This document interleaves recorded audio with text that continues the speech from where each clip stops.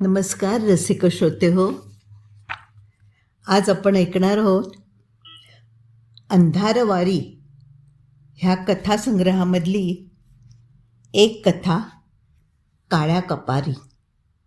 लेखक आहेत ऋषिकेश गुप्ते.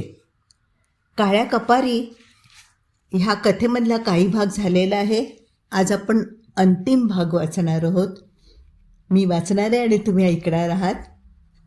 अंधार दरी ही खरोखर आहे की नाही हे शोधायला जाऊ नका हं. कथेमध्ये संपूर्ण पत्ता दिलेला आहे, कसं जायचं ते पण दिलेलं आहे, पण आपण ती शोधायला जायची नाही. नक्की हं. आधी आपण ह्यांनी लिहिलेली त्यांची टिपणं ऐकली. आज आपण ऐकणार आहोत डॉक्टर विराज नाडगौडा, जे सायकेट्रिस्ट आहेत, त्यांनी त्यांच्या डायरीमध्ये काय नोंद केलेली आहे ती. कथेचं शीर्षक आहे काळ्या कपारी. लेखक ऋषिकेश गुप्ते. कथासंग्रहाचं नाव आहे अंधारवारी, मनोविकास प्रकाशन. ऐकूया. डॉक्टर विराज नाडगौडा यांच्या डायरीतील नोंदी. दिनांक 25 सप्टेंबर 2007. न्योनच्या त्या दिवशीच्या विचित्र वागण्याचा अर्थ आज कळला. खरं तर या सर्व प्रकरणात मी स्वतःला दोषी मानायला हरकत नाही. मी एक मानसोपचार तज्ज्ञ म्हणून अयशस्वी ठरलो आहे. खरं तर न्योनच्या बाबतीत मी जरा दिरंगाईच केली. त्यांची ट्रीटमेंट मी लवकर सुरू करायला हवी होती, पण मी त्यांचे ते काळोख दरी पुराण ऐकण्यात जास्त वेळ घालवला असं मला वाटतं. असं असलं तरी मला कोणत्याही अंगाने सुइसायडल वाटले नव्हते. उलट मी आजवर हाताळलेल्या पेशंट्समध्ये ही वॉज द सेनेस्ट वन. सकाळी 9 वाजताच एका स्त्रीचा फोन आला. तो न्योनच्या मुलीचा होता. तिने फोनवर वाईट बातमी दिली. आज सकाळी न्यो गेले. त्यांनी गळफास लावून आत्महत्या केली होती. त्यांच्या डेस्कवर माझं नाव, पत्ता असलेलं एक पाकीट तिला सापडलं होतं. ते पाकीट घेण्यासाठी तिने मला फोन केला होता. न्यो गेले. मी बराच वेळ फोन हातात धरून सुन्न बसून राहिलो. तो 6 फुटी उंच, धिप्पाड आणि रांगडा माणूस मला आता कधीच दिसणार नव्हता. न्योननी मला दिलेलं बेस्ट ऑफ लक वाया गेलं होतं. दिनांक 27 सप्टेंबर 2007. माझ्या मनाच्या काळ्या कपारी, चालतो मी आता ही अंधारवारी. न्योननी माझं नाव लिहून जे पाकीट ठेवलं होतं, त्या पाकिटातल्या एकमेव कागदावर ह्या ओळी होत्या. काय अर्थ होता या ओळींचा? न्योनच्या मुलीने माझ्या हातात हे पाकीट ठेवलं. तिने ते पूर्वीच उघडून पाहिलं होतं की काय माहीत नाही, पण त्या पाकिटात काय आहे याविषयी तिने जराही उत्सुकता दाखवली नाही. न्योनच्या घरात फार माणसं नव्हती. त्यांच्या मुलीने मला चहा करून दिला. खरं तर तो त्या प्रसंगी पूर्णतः अप्रस्तुत होता, पण मी घेतला. न्योनचं घर मला एकदम ओळखीचं वाटलं. न्योनची वर्णन करण्याची हातोटी निश्चितच दाद देण्यासारखी होती. मी सांत्वनाचे 4 शब्द कसेबसे बोलून तिथून निघालो, पण दिवसभर डोक्यात न्योननी लिहिलेल्या त्या 4 ओळीच घुटमळत आहेत. त्या कदाचित न्योननी लिहिलेल्या, उच्चारलेल्या शेवटच्या ओळीही असू शकतील. काय अर्थ असेल त्यांचा? माझ्या मनाच्या काळ्या कपारी, माझ्या मनाच्या काळ्या कपारी, चालतो मी आता ही अंधारवारी. दिनांक 1 नोव्हेंबर 2007. मनातून जात नाहीत. अगदी कितीही प्रयत्न केला तरी नाहीत. काही माझे प्रियजन नव्हते, पण मनात खोलवर कुठेतरी त्यांनी एक अतूट बंध निर्माण केला आहे. पण या बंधापेक्षाही खरं कारण वेगळंच आहे असं मला वाटतंय. नी माझी उत्सुकता चाळवली होतीच, पण त्यांच्या रूपाने मला एक अत्यंत विलक्षण केस हाताळायला मिळत होती. मी आजवर पाश्चात्य डॉक्टरांच्या केसेसविषयी भरपूर वाचले, पण भारतात अशा केसेस अभावानेच सापडतात. याचा अर्थ असा नव्हे की भारतात असे रुग्ण कमी आहेत, पण त्यांचं मानसोपचार तज्ज्ञांकडे जाण्याचं प्रमाण अत्यंत अल्प आहे. ची केस माझ्या करिअरला मोठी कलाटणी मिळवून देऊ शकेल. ही केस मी कोलकात्याला यावर्षी भरणाऱ्या मानसोपचार तज्ज्ञांच्या वार्षिक सेमिनारमध्ये वाचून दाखवू शकेल असं मला वाटू लागलं आहे. इतकंच काय, या संपूर्ण केसवर मला एका मोठ्या पुस्तकाची शक्यताही खुणावते आहे. दिनांक 3 नोव्हेंबर 2007. आज च्या सर्व सेशन्सच्या रेकॉर्डेड टेप्स पुन्हा एकदा ऐकल्या. त्या शब्दबद्ध करून घ्यायला हव्यात. पण हे ट्रान्स्क्रिप्शन मी स्वतः करेन. मी ते दुसऱ्या कुणाच्या हाती सोपवणार नाही. दिनांक 4 नोव्हेंबर 2007. आज च्या रेकॉर्डिंगचं ट्रान्स्क्रिप्शन सुरू केलं. काम तसं कठीण आणि कंटाळवाणं आहे. पूर्ण व्हायला किमान 1 आठवडा लागेल. दिनांक 25 नोव्हेंबर 2007. आज ट्रान्स्क्रिप्शन पूर्ण झालं. वाटलं होतं त्याहून जास्त काळ घेतला होता या कामाने, पण क्लिनिक आणि इतर कामं सांभाळता हे सारं करायचं म्हणजे वेळ लागणारच ना. पण आताशा मला खरंच प्रश्न पडू लागला आहे. नी नेमकं काळोखदरीत काय पाहिलं? अर्थात काळोखदरी नामक ठिकाण खरंच पृथ्वीवर असेल आणि खरोखरीच तिथे गेले असतील तर. या साऱ्या इंटरेस्टिंग पार्श्वभूमीवर नी लिहिलेल्या त्या शेवटच्या ओळीही मेंदू कुरतडतायत. माझ्या मनाच्या काळ्या कपारी, चालतो मी आताही अंधारवारी. काय अर्थ असेल या ओळींचा? मला आताशा असं प्रकर्षाने वाटू लागलंय. या ओळींच्या गर्भात, ह्या ओळींचा जो गर्भित अर्थच मला च्या आजाराच्या मुळापाशी घेऊन जाईल. बहुतेक ह्या ओळींचा गर्भित अर्थ मला च्या आजाराच्या मुळाशी घेऊन जाईल. दिनांक 1 डिसेंबर 2007. किती सोपा अर्थ होता त्या ओळींचा. माझ्या मनाच्या काळ्या कपारी. म्हणजे च्या मनातल्या त्या काळ्या प्रतिमा, तो मोजमापाचा खेळ, त्या वक्र सवयींच्या काळ्या सावल्या. चालतो मी आता ही अंधारवारी म्हणजे चा आत्महत्येचा निर्णय, म्हणजेच त्यांचा मृत्यूकडला प्रवास तर नसावा. दिनांक 5 डिसेंबर 2007. आज मी आपोआपच टेबलावरचा पेन स्टँड टेबलाच्या मध्ये ठेवला. बाजूने 2 पेपरवेटही ठेवले, सुरक्षा रक्षक म्हणून. ही अगदी सहज घडून आलेली गोष्ट होती. दुसऱ्या क्षणी मला माझ्या विचित्र वागण्याची जाणीव झाली आणि मी ते पेपरवेट आणि तो पेन स्टँड जागेवर ठेवला.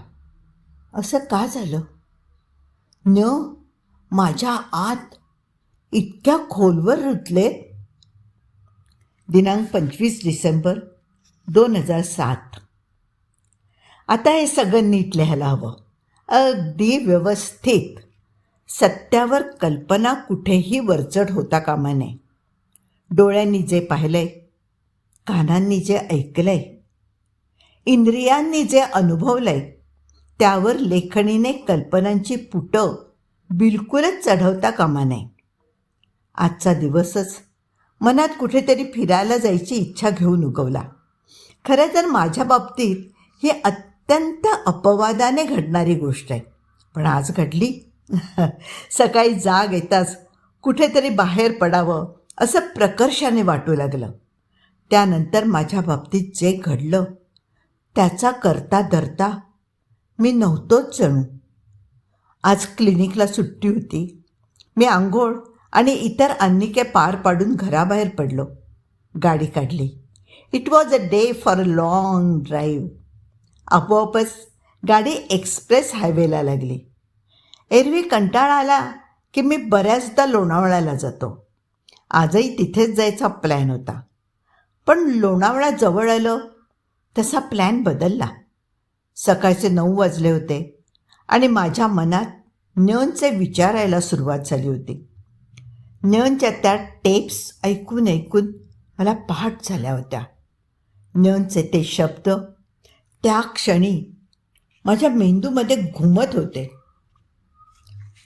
जुना मुंबई पुणे हायवे काहीसा मोकळा मोकळाच वाटत होता. एक्सप्रेस वे सुरू झाल्याचा परिणाम असेल बहुधा. मी घाट ओलांडून खोपोलीकडे जाणाऱ्या उताराकडे लागलो. खोपोली फाटा आत मैलभर अंतरावरच असेल तोच मला रस्त्याच्या डाव्या बाजूला एक मोठं विहंगम दृश्य दिसलं. मी गाडी जुन्या पुणे मुंबई रस्त्याला घेतली आणि खोपोलीच्या दिशेने खाली उतरू लागलो. माझं लक्ष डाव्या बाजूलाच होतं. न्यनच्या म्हणण्यानुसार खोपोली फाट्यापासून एखाद्या मैल अंतरावर ते ठिकाण होतं. बोरघाट जवळपास संपला होता. डाव्या बाजूला दिसणारे उंच उंच कडे विरळ झाले होते. मग एकाएकी डाव्या बाजूचे कडे संपून त्या बाजूला उतार सुरू झाला. मी गाडीचा स्पीड किंचित कमी केला, पण त्याची गरज नव्हती. डाव्या बाजूला रस्त्यापासून 20-25 फूट खाली शेतांची एक मोठी माळ सुरू झाली होती. नजर थांबेल तोवर शेतच होती. शेतं कुठेतरी थांबल्यासारखे वाटतात तोच एक छोटी टेकडी सुरू झालेली. त्या टेकडीवर न्यननी वर्णन केल्याप्रमाणे एक टुमदार वस्ती नांदत असलेली दिसत होती. कापणी झाल्यामुळे शेतं हिरवीगार तेवढी दिसत नव्हती. अन्यथा सारं काही न्यनने वर्णन केल्याप्रमाणेच होतं. ते दृश्य पाहून माझ्या मनात जर कोणती जाणीव उमटलीच असेल तर ती भीतीची होती. खरं तर त्यात भीती वाटण्यासारखं काहीच नव्हतं. वातावरण आल्हाददायक होतं. डिसेंबरची कोवळी उन्हं मनाला शरीराला सुखावत होती. डोळ्यांसमोर रांगड्या निसर्गाचा एक अभिजात आविष्कार पसरला होता. पण तरीही एखादी चुटपुट लागावी तशी मनाला एक सूक्ष्म भीतीची भावना भेडसावत होती. त्या आल्हाददायी निसर्गाच्या आवरणामागे काहीतरी दडलंय आणि वेळ येताच आपला मुखवटा बाजूला सारून ते आपलं खरं रूप दाखवेल असं काहीसं मला वाटत होतं. आता घराच्या 4 भिंतीआड सुरक्षित विचार केला तर जाणवतं की त्या क्षणी मनाला वाटलेली भीतीची जाणीव म्हणजे माझ्याच मनाने मलाच दिलेला परत फिरण्याचा इशारा होता. अर्थात तो मला कळला नाही किंवा मी तो त्यावेळी कळून घेतला नाही. थोडं पुढे गेल्यावर उतार जरा जास्त सौम्य झाला. त्या उतारावरून गाडी खाली जाऊ शकली असती. मी पुढे जात गाडी खाली घ्यायला सुरुवात केली. मला वाटलं होतं त्याप्रमाणे रस्ता अथवा तो उतार काही भुसभुशीत नव्हता. गाडी अगदी व्यवस्थित खाली गेली. मी फार आत जायच्या भानगडीत न पडता गाडी जवळच पार्क केली आणि गाडी बाहेर पडून पायी चालू लागलो. मी कुठे जात होतो, कशासाठी जात होतो याचा मी घरातून निघताना मुळीच विचार केला नव्हता. पण त्या क्षणी तिथे पोहोचल्यावर मात्र माझ्या मनाने ठाम निर्णय घेतला होता की मी काळोख दरीत जाणार आहे. का? कशासाठी? अर्थात मला ज्ञचा अनुभव पडताळून पाहायचा होता. म्हणजे ज्ञ निदान काळोख दरीच्या त्या भेटीबाबत तरी खरं बोलत असावेत अशी माझ्या मनाची खात्री झाली होती. पण त्यापुढचं काय? त्यांना तिथेचे भास झाले त्यांना तिथे जो आजार जडला या गोष्टींचीही मला शहानिशा करायची होती का? असेलही असेलही कदाचित. मी शेतांच्या त्या रांगांच्या दिशेने चालू लागलो.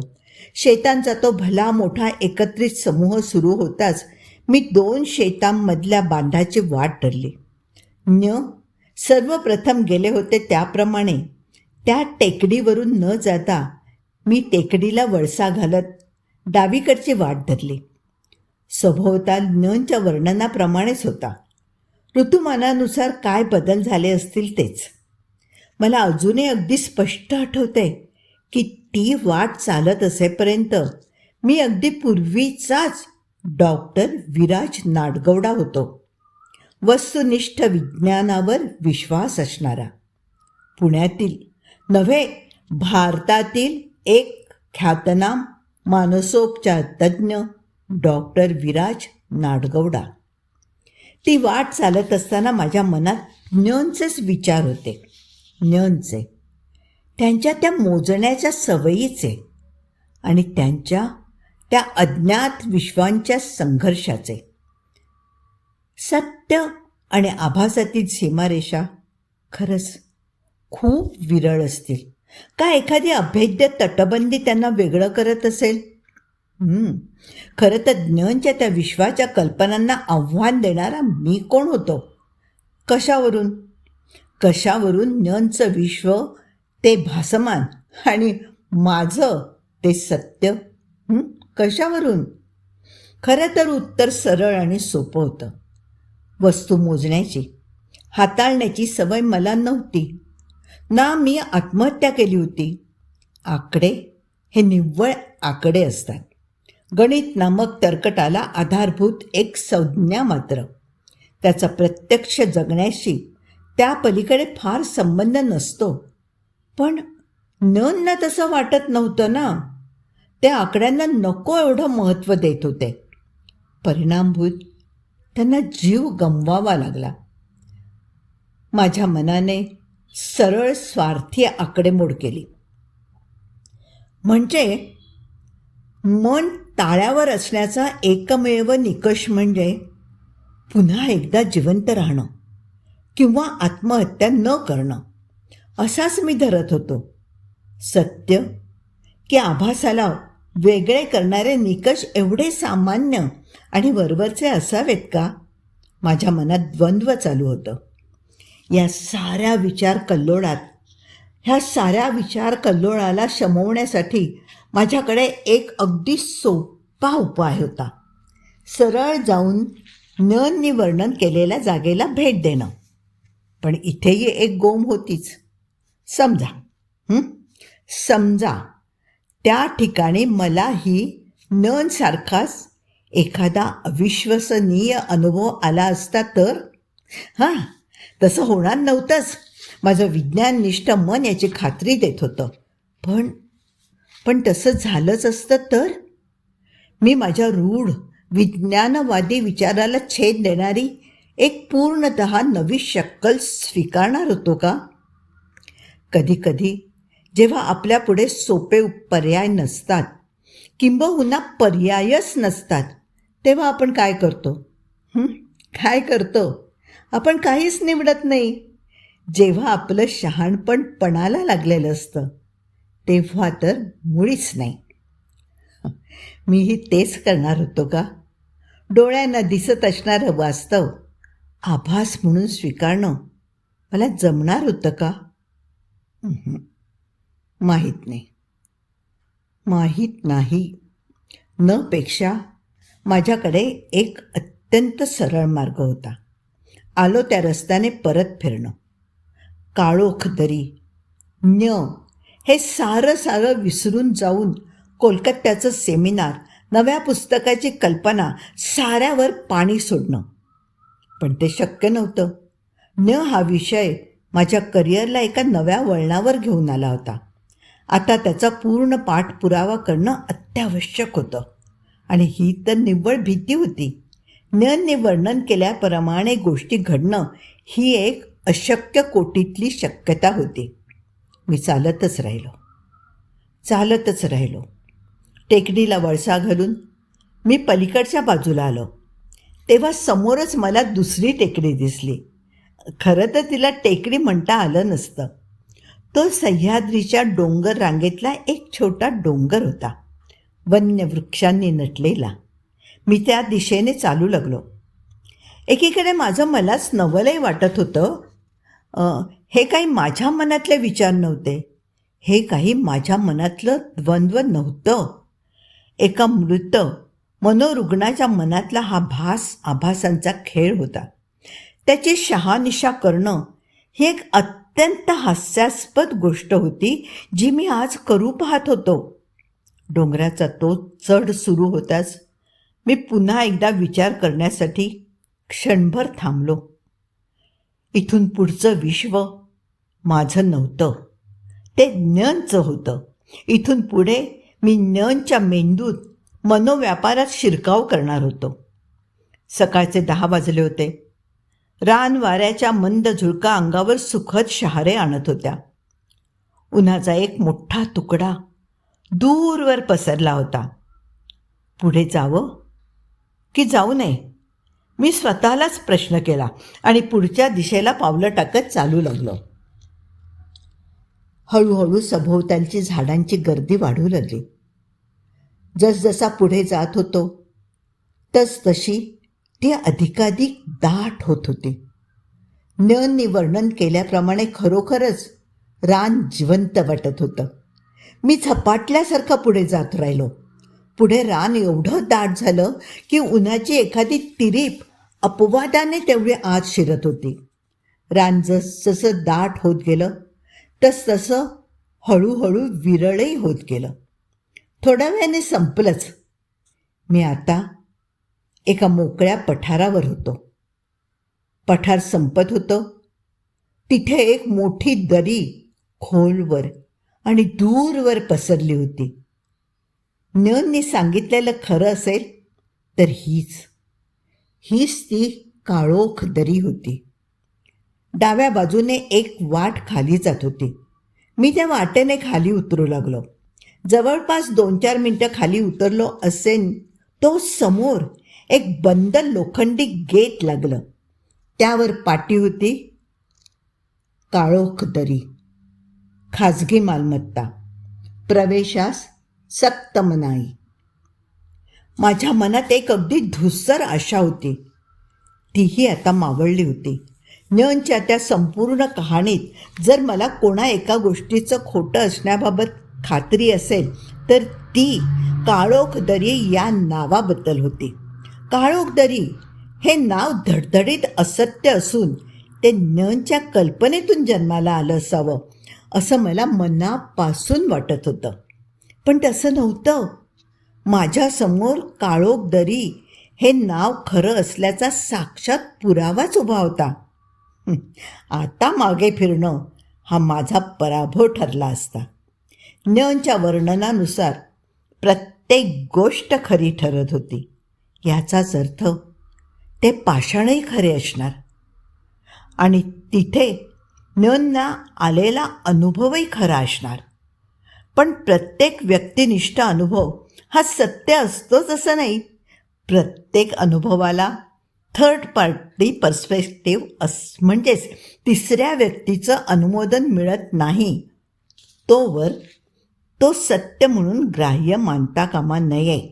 हा बुद्धिप्रामाण्यवादाचा नियम आहे. मी हे सारं धाब्यावर बसवून तिथून परत फिरू शकत होतो. हो, मी परत फिरू शकत होतो, पण मी तसं केलं नाही.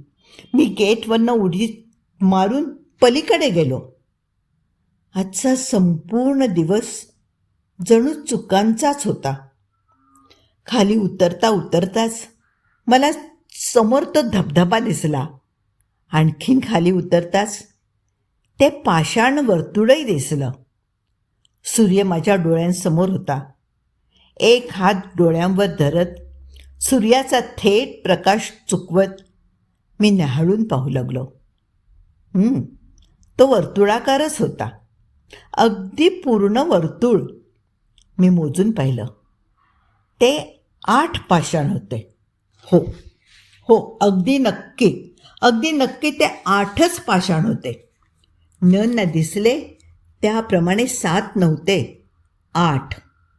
4 अधिक 4 8. 5 अधिक 3 8. नंना झाले ते भासच होते. या खात्रीने माझ्या मनात एक सूक्ष्म जोर धरला आणि मी किंचित उत्साहाने अजून पुढे जाण्यासाठी खाली उतरू लागलो.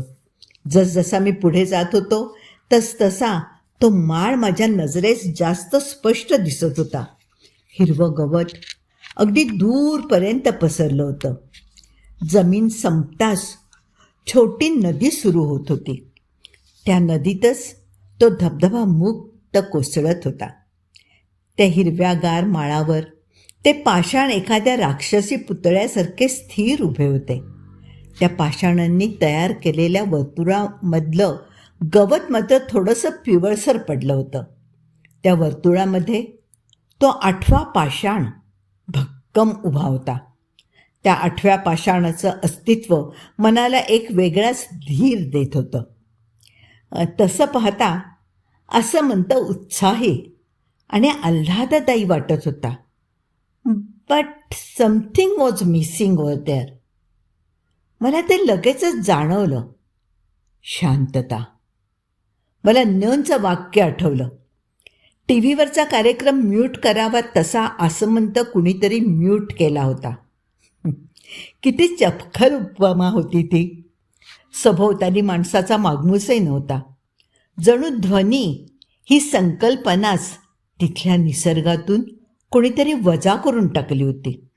आणि मग मला ती जाणीव झाली. कुणीतरी आपल्याला न्याहाळते याची. अगदी श्वास रोखून कुणीतरी आपल्या प्रत्येक हालचालीवर नजर रोखून आहे असं मला वाटू लागलं. मी चटकन मागे वळून सभोवताली नजर फिरवली. सभोवताल एखाद्या चित्रातल्या तुकड्यासारखा मख्ख उभा होता. आजूबाजूला कोणतंही चैतन्य नव्हतं, ना जिवंतपणाची कोणतीही खूण. त्या पाषाणांकडे मात्र फार काळ पाहवत नव्हतं, ना त्या पाषाण वर्तुळातील खुरट्या पिवळसर गवताकडे. ते पाषाण, ते गवत नजरेला रोगट वाटत होतं. त्यांचा मेंदूत तयार होणारा प्रक्षेप फसवा आहे असं वाटत होतं. त्या निर्जीव आणि निश्चल पाषाणांच्या मुखवट्या आड काहीतरी दडून बसलं होतं. काहीतरी भयंकर. भीतीने माझ्या मनाचा ताबा घेतला तेव्हा मी दचकलोच. मी इथे घाबरण्यासाठी आलो नव्हतो. मी स्वतःच माझ्या लेक्चर्समध्ये मुलांना सांगायचो, to being afraid is good for the mind but it's stupid. मनाला स्पर्शणाऱ्या सर्व जाणीवांमध्ये भीतीची जाणीव ही मानवी उत्क्रांतीच्या प्रवासात सर्वात आदिम असेलही कदाचित, पण ही एक मूर्ख जाणीव आहे. पण त्या क्षणी मला भीती वाटत होती आणि त्या भीतीचा आलेख चढता होता. तसं पाहता माझ्या मनाचा भीती या जाणीवेशी संपर्क तसा विरळाच. एक प्रख्यात आणि जबाबदार मानसोपचार तज्ज्ञ म्हणून समाजात वावरत लोकमानसाचे आकलन करताना भीती, चिंता, काळजी, दबाव या जाणीवांचा स्वतःच्या मनाला होणारा स्पर्श मी कटाक्षाने टाळत आलो आहे. नव्हे, माझ्या क्षेत्रात यश मिळवण्यासाठी मला हे अत्यंत आवश्यकच होतं. ज्या गोष्टींपासून लोकांना दूर ठेवायचं त्या गोष्टींपासून आधी स्वतःला दूर नको का करायला? नको करायला. त्यामुळे आज जेव्हा त्या मोकळ्या माळावर त्या भयान पाषाणांच्या सान्निध्यात मला भीतीने स्पर्श केला तेव्हा तो स्पर्श मला जहरी वाटला. भीतीचीही सवय असावी लागते का? आणि जर त्या नेमका एका जाणीवेची सवय नसेल तर ती मनाला बऱ्याच काळानंतर स्पर्शताच जास्त विखारी बनत असेल का? या गोष्टींचा तर मी आजवर कधी विचारच केला नव्हता. मानवी मनोव्यापारांच्या गुंतावळीतील अजून किती धागे उलगडायचे बाकी असतील? किती असतील? कुणीतरी आपल्याला न्याहाळतंय. ही भावना नुसतीच अस्वस्थ करणारी नसते, तर अंगावर काटा आणणारीही असते. हे मला आज कळलं, विशेषतः तेव्हा जेव्हा न्याहाळणारा दृश्य नसतो. सकाळचे 10:30-11 ही वेळ काही घाबरण्याची नव्हे.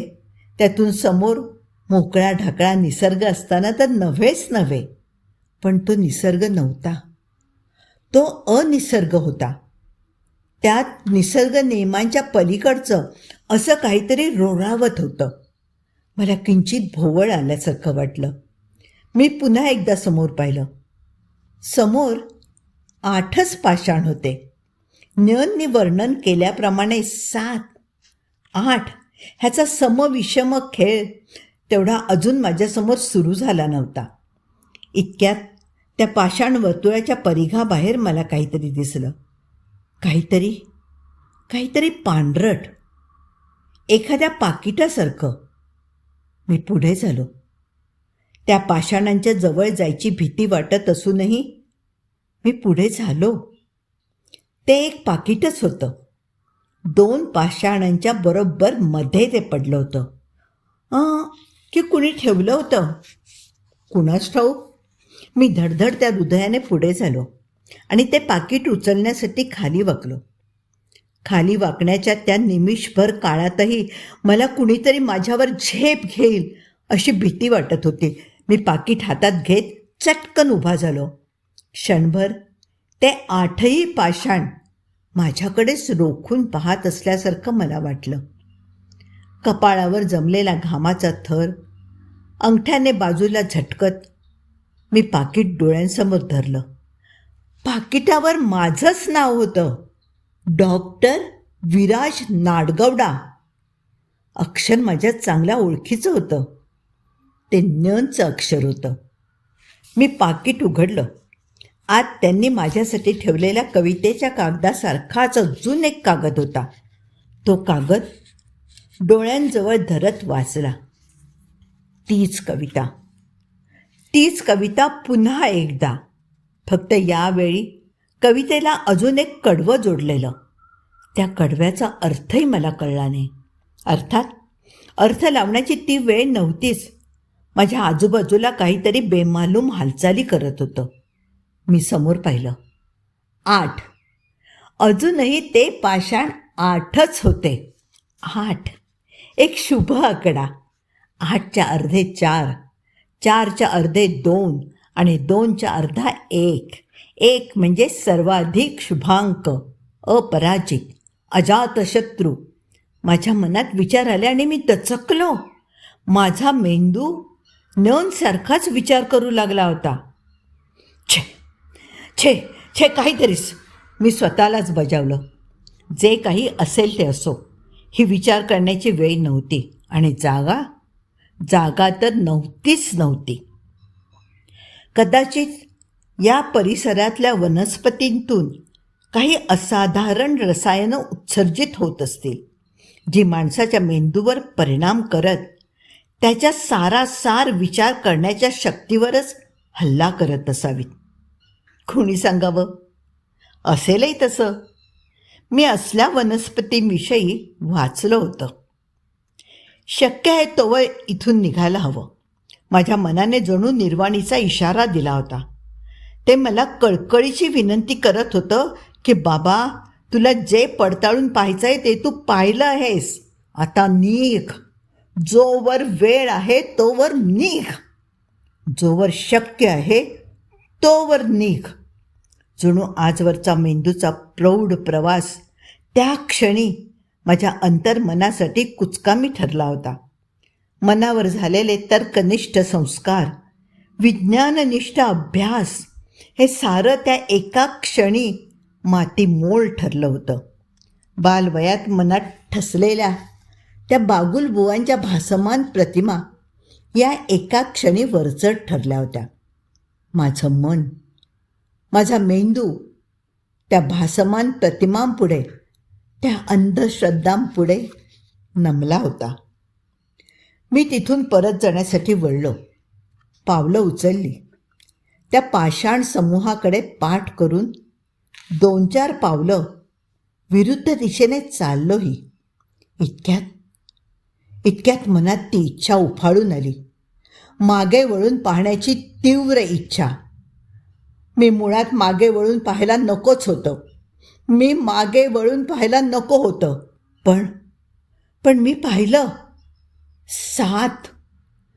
आता त्या पाषाण वर्तुळात 7 पाषाण होते. मधला 8वा पाषाण तेथून अदृश्य झाला होता. माझ्या सर्वांगाला दरदरून घाम फुटला. छातीत धडधडणारं हृदय कधीही बंद पडेल अशी भीती वाटू लागली. मी उभ्या जागीच लटपटू लागलो. तहानलेल्या कुत्र्याने ढळढळ केल्यासारख्या आवाजाने आता सभोवताल हळूहळू भरून जाऊ लागला होता. न म्हणाले होते ते अगदी अचूक होतं. तो आवाज भुकेचा होता. एका आदिम, वैश्विक आणि हिंस्र भुकेचा. त्या पाषाणाने तयार केलेल्या वर्तुळातील उजेड हळूहळू मंदावत होता. तो 8वा पाषाण ज्या जागी होता त्या ठिकाणी आता काहीतरी वळवळत होतं. काळसर रंगाचं काहीतरी लिबलिबीत एखाद्या गुंतवळीसारखं. नुसतं पाहून शिसारी यावी असं गिळगिळीत आकार होता तो. तो आकार क्षणाक्षणाला मोठा होत होता. ते जे काही होतं त्याचा आकार जास्त मोठा होता कामा नये. माझ्या मनाला झालेली ती एक बाह्य जाणीव होती, बाह्याज्ञा होती. त्या क्षणी सर्वप्रथम माझ्या मनात आपण पहारेकरी आहोत आणि आपल्याला पहारा द्यायचा आहे अशा काहीशा अर्थाचा विचार मनात तरळून गेला. आणि मग मी सारं भान हरपून त्या पाषाण वर्तुळाच्या दिशेने धावत सुटलो. माझ्याकडे कॅमेरा नव्हता. लेन्समधून पाहून मी नियमप्रमाणे 7चे 8 करण्याचा खेळ खेळू शकत नव्हतो. बेभान होत, मनात कोणतीही भीती न बाळगता मी त्या पाषाण समूहाच्या आत शिरलो. एकामागे एक असा प्रत्येक पाषाण हाताने चाचपून पाहू लागलो. त्याला हातानेच एक व्यवस्थित भक्कम आधार देऊ लागलो. जमिनीत खोल रोवले गेलेले ते पाषाण, त्यांना माझ्या आधाराची गरज नव्हती हे मला त्यावेळी कळत का नव्हतं? कळत असेलही कदाचित. पण त्या क्षणी मनात उफाळून आलेली ती पहारेकऱ्याची भावना माझ्या आजवरच्या सारासार विचारणीपेक्षा वरचढ चढली. बेभान झाल्यागत मी वेड्यासारखा एका पाषाणाकडून दुसऱ्याकडे वळत होतो. प्रत्येक पाषाण हाताने चाचपून पाहत होतो. त्याला आधार देत होतो. समतोल साधायलाच हवा.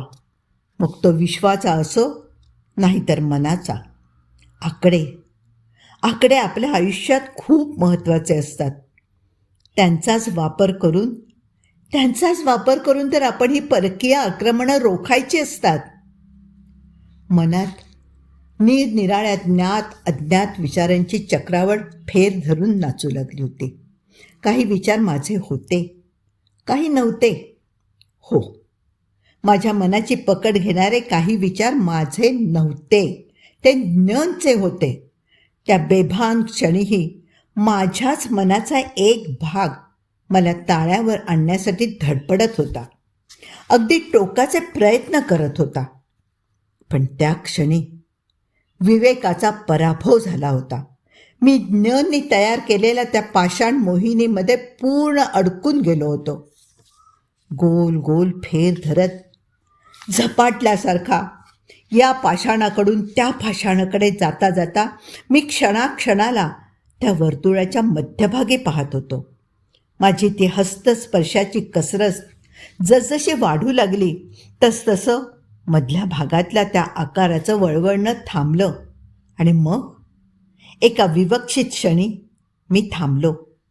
त्या मधल्या जागी आता तो 8वा पाषाण एखाद्या सम्राटासारखा विराजमान झाला होता.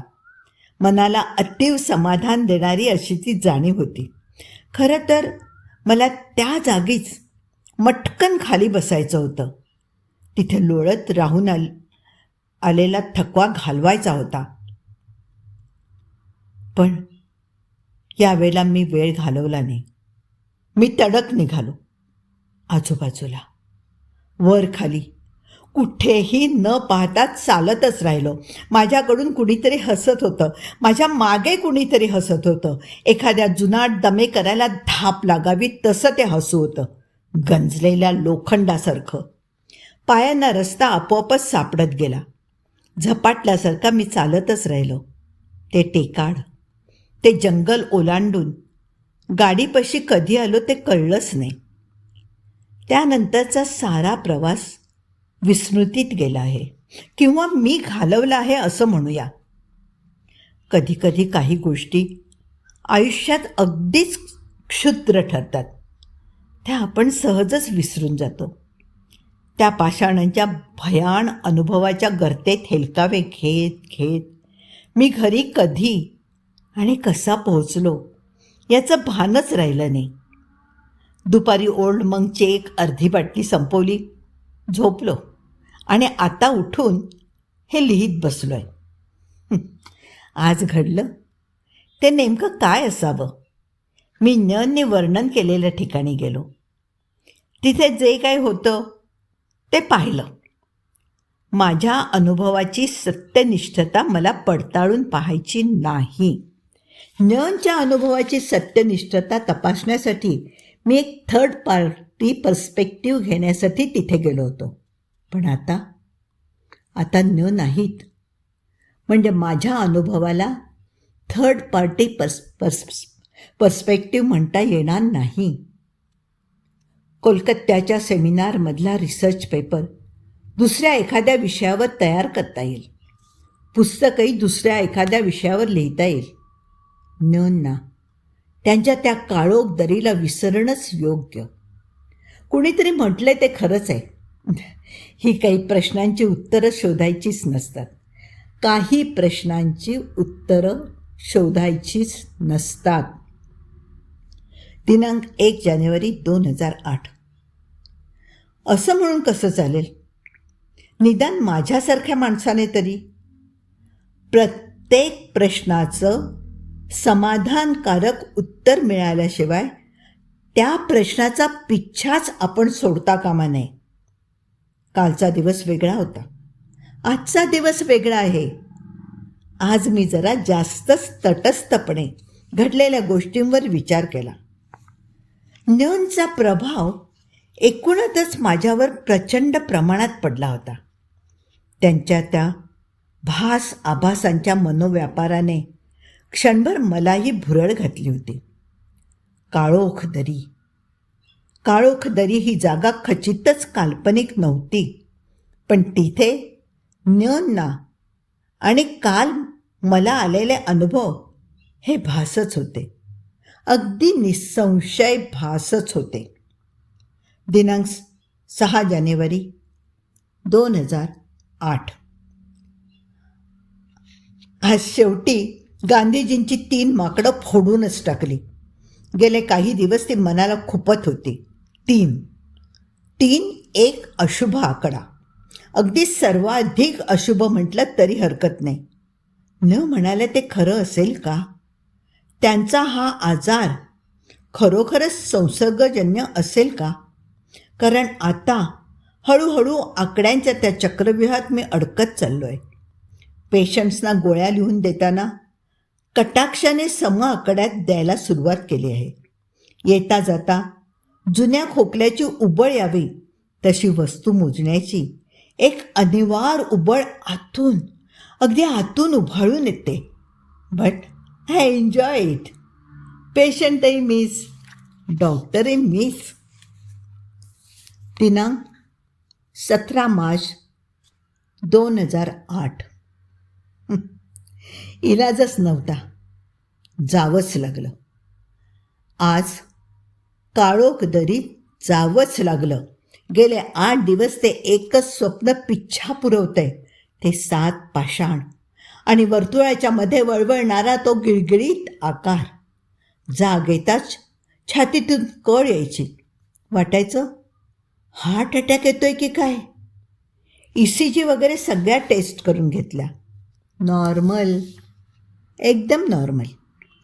पण ही स्वप्न काही पाठलाग सोडत नव्हती. शेवटी गेलोच आज. आज तिथे 7च पाषाण आढळले. अर्थात त्यांना 8 केले. आता कसं शांत, समाधानी वाटतंय. दिनांक 20 ऑगस्ट 2008. डायरी लिहिण्याची तर आजकाल इच्छाच होत नाही. तेवढी एनर्जीही अंगात नसते. दिवस एखाद्या पछाडल्या भूतासारखा मागे लागतो.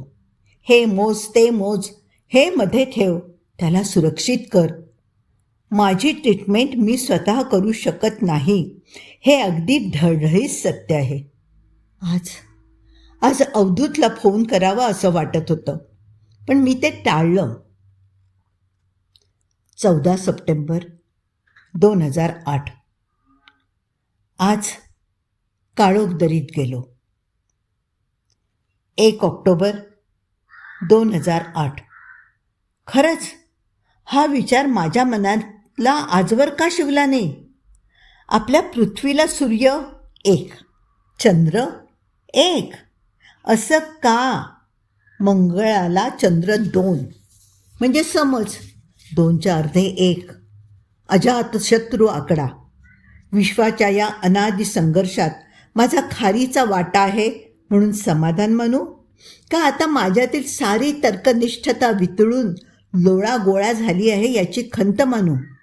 सायकलला चाकं 2. खरंच विश्वात समतोलता म्हणजेच सम आकड्याला किती महत्त्व असतं ना. दिनांक 12 ऑक्टोबर 2008. आताशा झोप अशी लागतच नाही. संसर्ग, मानसिक संसर्ग. म्हणाले ते खरंच आहे. हा एक मानसिक संसर्गजन्य आजार आहे. पण यावर उपाय तर शोधायलाच हवा. हे सारं कुणातरी जाणकाराकडे पाठवायला हवं. पण कुणाकडे? अर्थात अवधूत. तोच मला समजून घेऊ शकतो. दिनांक 16 नोव्हेंबर 2008. झालं. सगळं बाळ तयार केलं. न्यनचे केस पेपर्स, न्यननी माझ्यासाठी त्यांच्या घरी ठेवलेला कागदाचा चिटोरा, काळोखदरीत सापडलेलं ते पाकीट, अगदी सारं काही. मी डायरीतली शेवटची नोंद केली, कारण आता ही डायरी ही लिफाफ्यात बंद होऊन अवधूतकडे जाईल. मी स्वतः जाऊ शकत नाही, कारण माझे अगदी कमी दिवस उरलेत. Am I sounding suicidal? No way. मी आणि आत्महत्या? छे, कधीही नाही. अंजली नाडगौडा यांचे डॉक्टर अवधूत प्रधान यांना लिहिलेले दिनांक 17 मार्च 2009चे पत्र. अवधूत, माझं पहिलं पत्र मिळालं तुला? दादाची डायरी, त्या कुणा न्यूचे केस पेपर्स वाचलेस तू? नशीलच. Thank God. तुला वेळच झाला नाही. हो ना? Burn it. ते जाळून टाक. It's trash. मी स्वतः गेले होते ना त्या काळोखदरीत. भयंकर भयंकर. पण भास होते हो ते. विसरून जा, सगळं काही विसरून जा. तुझी अंजली. दिनांक 12 जून 2009. दैनिक सकाळ, पुणे आवृत्ती. डॉक्टर विराज नाडगौडा यांच्या बहिणीची आत्महत्या. पुण्यातील संपूर्ण वैद्यकीय विश्वाला हादरून सोडणाऱ्या डॉक्टर विराज नाडगौडा यांच्या आत्महत्येनंतर आज साधारण 6 महिन्यांच्या आतच त्यांच्या भगिनी श्रीमती अंजली नाडगौडा यांनीही अगदी त्याच ठिकाणी आत्महत्या केली. आत्महत्येचं कारण अजून समजलं नाही. डॉक्टर अवधूत प्रधान यांनी नॅशनल टी व्हीच्या स्टेशन डिरेक्टर श्रीमती सारा मलिक यांना दिनांक 18 जून 2009 रोजी सकाळी 7 वाजता पाठवलेली email. Sara, cancel all shootings planned next week regarding to our program. Something terrible has happened. मी तातडीने पुण्याला जातोय. माझ्या अगदी जवळच्या मित्राने आणि त्याच्या बहिणीने सुसाईड केलं आहे. You know them. मी तुला त्यांच्याविषयी कितीतरी वेळा सांगितलं आहे. Yes, Viraj and Anjali. Something strange happened over there. मला त्या साऱ्याच्या मुळाशी जावंच लागेल. One more thing.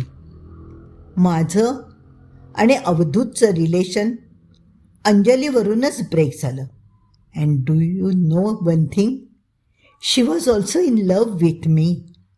अर्थात नियतीलाच हे मान्य नव्हतं असं म्हणावं लागेल. आणि तुझं नशीबही थोर म्हणावं का? But it hurts. आज एवढ्या वर्षांनंतरही त्या दोघांचं जाणं. It hurts like hell. Bye, Avadhoot. Doctor Viraj नाडगौडांना काळोख दरीत सापडलेल्या पाकिटातली कविता. माझ्या मनाच्या काळ्या कपारी, माझ्या मनाच्या काळ्या कपारी, चालतो मी आता ही अंधारवारी. संपता न संपे ही अंधारवारी, संपता न संपे ही अंधारवारी. जोडतो मी आता नवे वार करी, जोडतो मी आता नवे वार करी. कथा संपली आहे. आपण ऋषिकेश गुप्ते यांचं अंधारवारी हे पुस्तक, हा कथासंग्रह वाचत होतो. कथा संपली असली तरी हे पुस्तक वाचून संपलं नाही आहे. एक कथा अजून शिल्लक आहे. त्या कथेचं शीर्षक आहे गोष्ट अजून संपली नाही. गोष्ट अजून संपली नाही आणि म्हणूनच कथासंग्रहही अजून संपला नाही. पण ही जी कथा आहे, गोष्ट अजून संपली नाही, हे अत्यंत भयंकर, महाभयंकर कथा आहे. मी वाचू शकत नाही आहे. तिचं अभिवाचन करणं मला शक्य नाही आहे.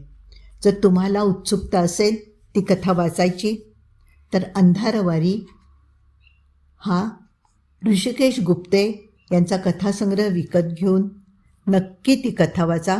कथा खूप छान आहे. फक्त मी वाचू शकत नाही एवढंच. मनोविकास प्रकाशन आहे आणि मूल्य खूप कमी आहे. 160 रुपये. तुम्ही सहज विकत घेऊ शकता. पुन्हा भेटूया नव्या कथेसह आणि कदाचित नव्या लेखकासह.